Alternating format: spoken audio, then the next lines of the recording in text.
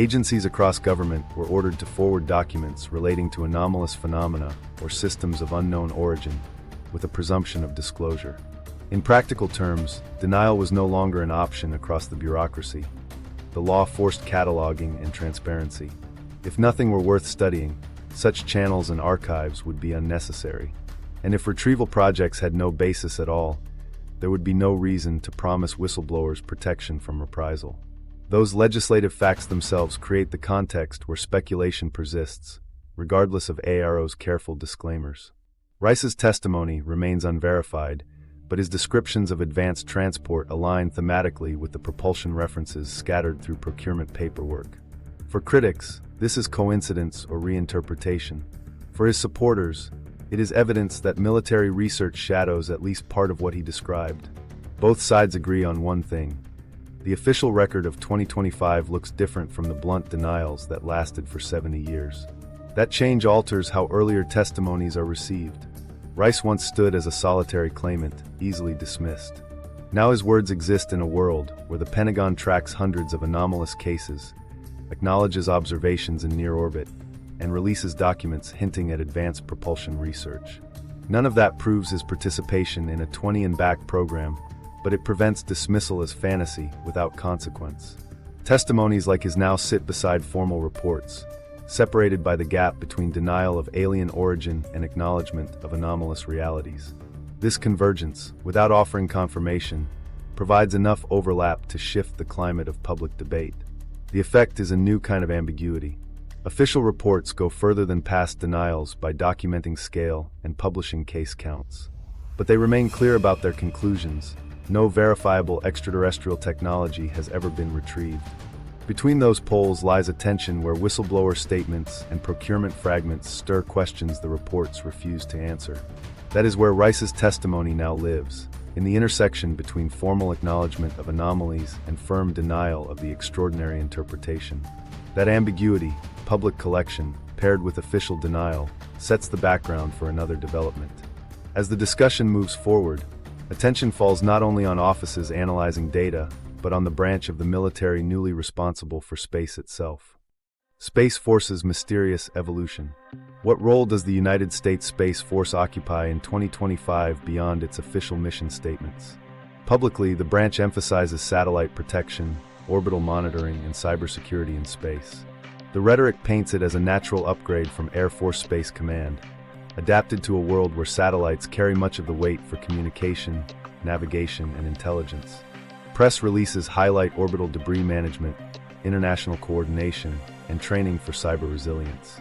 None of this is especially controversial. It looks technical, serious, and squarely tied to existing defense needs. That is the visible narrative. Behind that facade, however, indicators point to broader responsibilities. Space Force activity and procurement priorities have visibly expanded in recent years, and its operational remit increasingly overlaps with unidentified anomalous phenomena monitoring. This shift aligns it with larger institutional efforts like those of AARO, which now relies heavily on military sensor networks to collect and interpret data across multiple intelligence streams. When a service branch is managing some of the most advanced orbital detection systems available, its public outline of satellite awareness begins to look like only part of the picture. Observers who compare budget trajectories to stated missions note that the increases are difficult to justify solely by satellite upkeep or cyber tasks. Satellites and cyber defense projects scale steadily, not exponentially. The sudden rise in classified procurement line items marked simply as aerospace vehicle evaluation or advanced propulsion testing is what fuels outside speculation. Because the phrasing is vague and heavily redacted, no paper trail ties these efforts directly to exotic craft. Yet the fact that these descriptions appear at all has been enough to keep analysts watching closely, especially given how similar they sound to elements of whistleblower testimonies. For those who remember Jason Rice's words, the echoes are unavoidable. He spoke of capsule-like vehicles, silent ascent through the atmosphere, and maneuvers far outside the reach of standard propulsion. Procurement language between 2023 and 2025 does not mention spacefaring capsules or portal mechanics, but scattered references to performance testing and unusual vehicle shapes invite comparison. Coincidence cannot be ruled out, yet the overlapping terminology provides fertile ground for speculation. The controversy lies less in what is confirmed than in the way the wording resonates with established accounts. In practice, the Space Force operates sensor arrays that are capable of more precise tracking than nearly any other system on Earth. Designed to warn of debris smaller than a coin, these tools are perfectly suited to cataloging unexplainable movements in low orbit or beyond.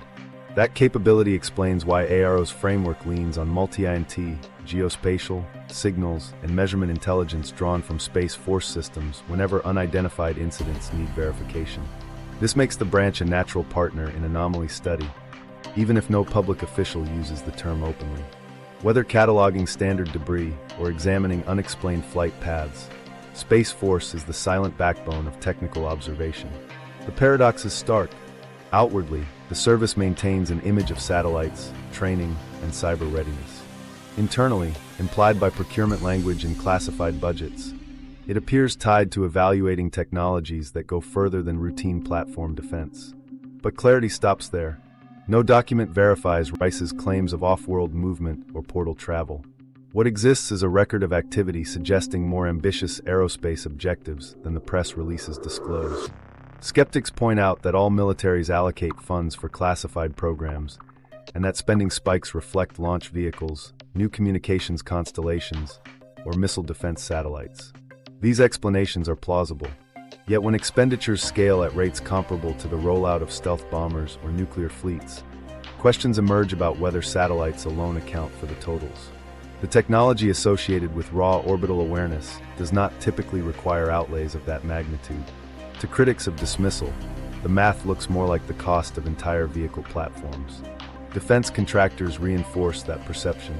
Since 2023, several have registered patents focusing on reduced drag systems, plasma sheaths to shield craft, and field-based propulsion. While patents never prove functionality, they do reveal corporate attention. Engineers are devoting resources to concepts once considered speculative. For Rice, who described transport capsules bending their environment rather than burning fuel, such developments appear like distant confirmation.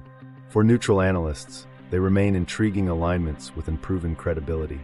Within this climate, Space Force evolves less as a simple administrative branch and more as a node where unexplained technology discourse overlaps with real procurement. It houses essential detection systems, shares data with AARO, and writes contracts that emphasize aerospace testing without detail. That ambiguity ensures that speculation continues. Some see early steps toward craft resembling whistleblower descriptions, while others see ordinary classified development obscured by secrecy. The evidence confirms neither narrative outright, but it sustains the debate by refusing to settle on one interpretation. The precision of modern sensors pushes Space Force deeper into this dual role. By cataloging every glint of orbital debris, it also captures anomalies in motion that older radar systems would never detect.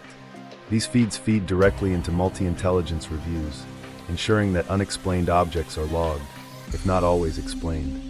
In effect, the branch functions as the surveillance hub for anomalies, whether or not it admits the term.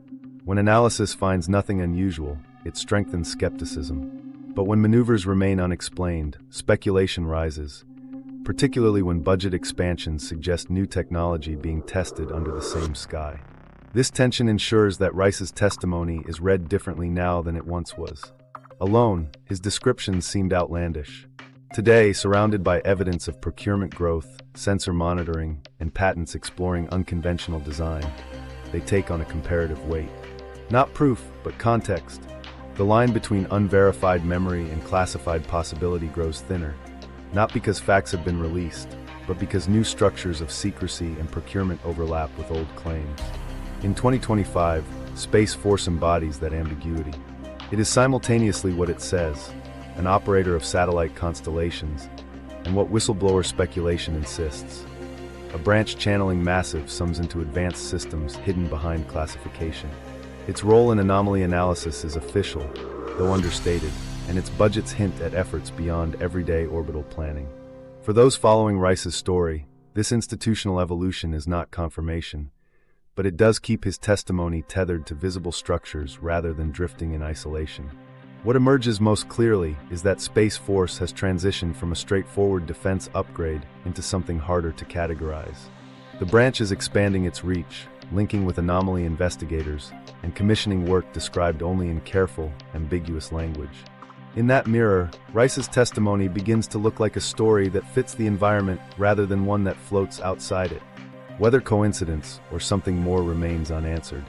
And yet, spacecraft and budgets are only part of the account. Beyond equipment and monitoring systems, Rice also spoke of encounters that reached beyond machinery. Those details, far stranger than procurement language, center not on vehicles but on who or what he claimed to meet once those missions began. Alien contact, the shared descriptions. What Rice claimed to encounter were not only bases or vehicles, but beings. He described them without hesitation, short in height, with disproportionately large dark eyes and facial features so reduced that expression looked incomplete by human standards. These details fascinated some listeners, while others dismissed them as nothing more than the familiar alien image popularized by half a century of media. The central debate has always been whether such clarity reflects memory grounded in lived experience, or simply a narrative shaped by cultural archetypes. One important counterweight to the discussion came with official statements.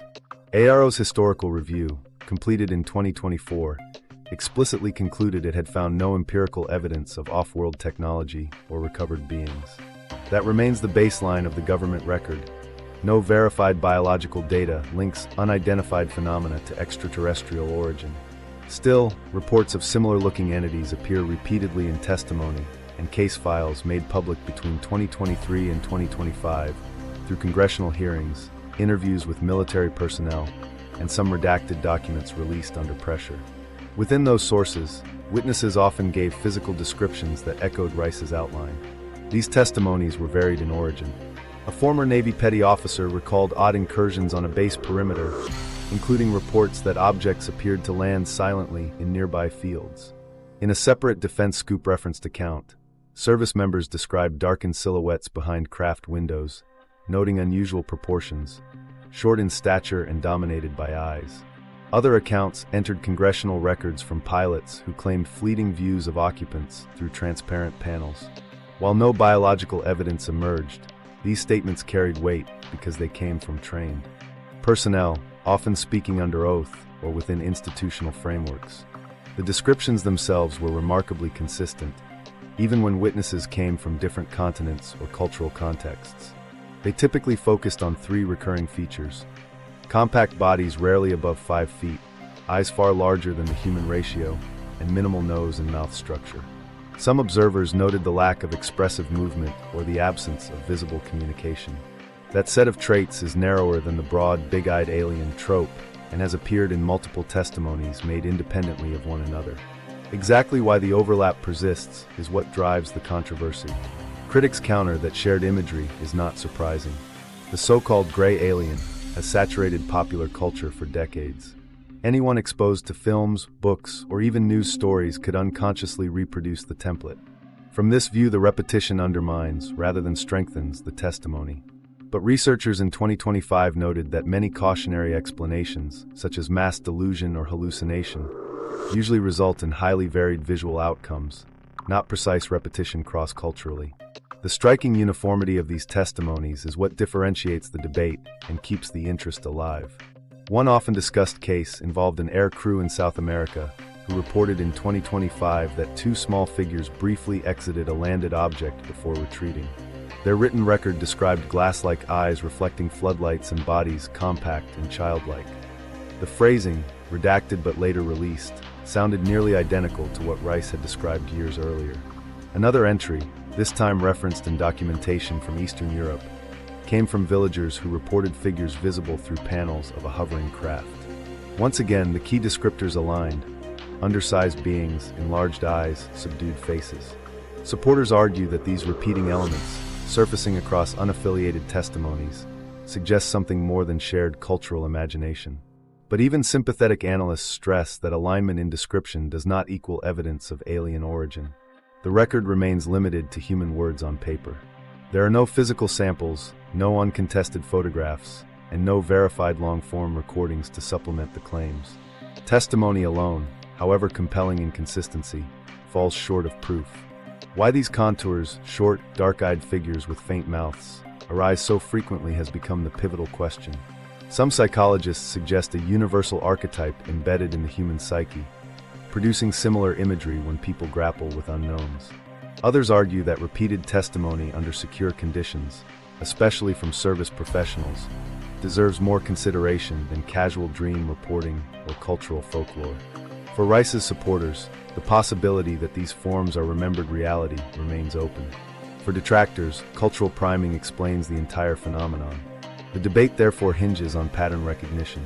If a single man makes such claims, the story can be dismissed as fabrication. If hundreds repeat similar figures across settings and years, the line between coincidence and corroboration blurs. Researchers highlight subtler consistencies, reports of restrained movement, the lack of noticeable speech, and uniform clothing that extend beyond the standard alien stereotype. Whether this represents psychological projection or recurring elements of genuine encounters, no consensus exists. It is important to underline that convergence still does not equal confirmation. Even when testimony runs parallel across continents, the official record maintains that material evidence is missing. ARO stands firm. After evaluating more than 8 decades of cases, it has not verified any biological remains or off-world technology. The contrast between growing witness testimony and the neutrality of official conclusions creates the ambiguity where Rice's story now resides. For those comparing sources, his descriptions no longer sit alone. They exist beside statements from military aviators, radar operators, and civilians who claim to have seen near-identical beings. That context shifts his image from an isolated fantasy to part of a larger archive of repeating accounts. Whether those accounts capture external reality or a persistent internal template of human imagination remains unresolved, and it is precisely in that uncertainty where debate thrives. What emerges is a conversation less about fantasy or fact, and more about the meaning of repetition. If multiple populations, separated by geography and culture, describe the same features in comparable ways, the phenomenon demands explanation. Explanations differ, shared archetypes, cultural seeding, or genuine encounters, but the repetition itself cannot be ignored.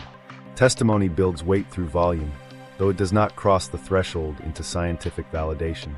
For Rice, the unexpected convergence means his portrait of encountered beings has gained a degree of external resonance it once lacked. For skeptics, it is proof only of how powerful cultural images become once seated in the public mind. Between these poles lies the enduring impasse. Memory, however detailed, is not confirmation. Official assessments insist that tangible biological evidence must surface before any claim of contact can be treated as fact. And yet, the discussion leaves a further puzzle unresolved. If these accounts are to be taken seriously, even at the level of shared psychological construct, then the question becomes less about the beings themselves and more about the human cost of believing one has lived among them. Many of the individuals making these claims describe enduring aftereffects that go well beyond the sighting event itself, raising questions about what happens to memory, identity, and stability when years of life are tied to such extraordinary testimonies. Psychological fallout from 20 missing years. The cost of testimony often appears not in the claims themselves, but in what it leaves behind. For those who say they endured a 20 and back service cycle, the disruption is not simply about extraordinary memories. It is about the psychological fallout of returning with years missing from one's life, and the quiet instability that arrives when identity no longer matches the calendar. The program is said to end with a reset, memory suppressed, age regressed, continuity restored. But accounts in 2025 paint a different picture. The erasure is incomplete, and fragments leak into daily life in ways that reshape careers, relationships, and personal well-being. Whistleblowers commonly describe aftereffects that follow a recurring pattern. Some report abrupt life changes, ending one career path, relocating without clear reasons, abandoning friendships as if compelled by an unseen instinct. Others speak of emotional dislocation, waking in familiar homes yet feeling displaced, as though lives did not quite belong to them. There is also the difficulty of sustaining long-term commitments. Marriages collapse or drift when one partner carries the weight of unexplainable inner shifts. And across testimonies, the fear of stigma looms large, intensified by retaliation pressures for speaking in public. Veterans who came before Congress in 2023 and 2024 described career impediments, delayed promotions, or lost opportunities simply because they reported anomalous incursions. That kind of systemic resistance magnifies the mental burden for anyone already struggling with missing time. A strong example is found in public testimony from service members like Jeffrey Nuxatelli, who spoke openly to House Oversight staff about UAP encounters near Vandenberg Space Force Base. He explained that witnessing unexplained events was compounded by a lack of guidance, leaving personnel uncertain how to respond. His account underscored the theme familiar in Rice's story. It wasn't only the experience itself that caused strain, but also the silence and institutional avoidance that followed. This mirrored the struggles of others, such as Dylan Borland or Alexandra Wiggins, who reported incidents and faced skepticism or professional consequences. What emerges through these hearings is less about isolated anecdotes than about common patterns of alienation and stress. For those who identify specifically with the 20 and back model, the inner tension manifests in subtler ways. A frequent description is the sensation of carrying an age that does not match the birth date on their paperwork. Some say they feel decades older, with perspectives, temperaments, or weariness that unsettles partners and families. A spouse who expects to live beside a 30-year-old suddenly encounters someone who moves and thinks as though burdened by an extra lifetime. These symptoms appear not as hallucinations, but as a mismatch between inner time and public record. Others describe recurring moments of feeling out of place, standing in a room they know logically is theirs but sensing for minutes at a time that they should be elsewhere. Clinical observers in 2024 and 2025 noted that these reports did not fit neatly into standard categories of post-traumatic stress. PTSD is driven by intrusive memory, flashbacks, or nightmares that replay trauma. In the Rice-style accounts, participants do not relive, but instead confront absences. Their stress origin lies in absence rather than intrusion. Blank zones in consciousness, discontinuity in life narratives, vacuums where stories ought to be. Clinicians describe these pauses in testimony as unusually consistent across subjects, recommending that neurological and psychological research focus on how memory suppression or dissociation might operate in cases of extreme stress. Importantly, these were calls for study, not final diagnoses. Caution remains essential. What exists at present are recurring patterns in how subjects describe their lives, not proven biomarkers of a distinct disorder. The lived consequences are concrete. Whistleblowers describe reluctance to make future plans because commitments feel unsafe without certainty about the past.